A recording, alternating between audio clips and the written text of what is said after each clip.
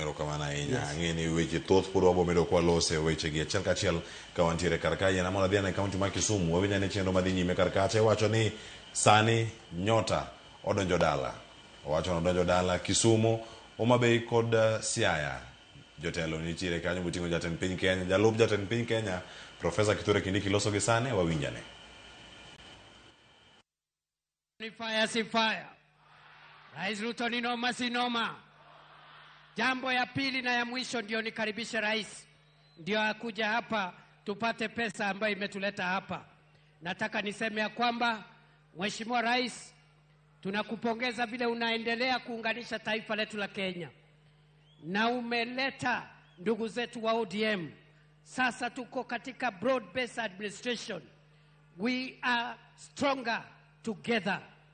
You initially tulikuwa Kenya Kwanza, tulikuwa UDA, but with the ODM family, the country is stronger, the country is more stable, and we want to encourage you as you look forward towards the implementation of the 10-point agenda and all the other programs that you had agreed with the ODM through the leadership of the late Prime Minister Raila Odinga.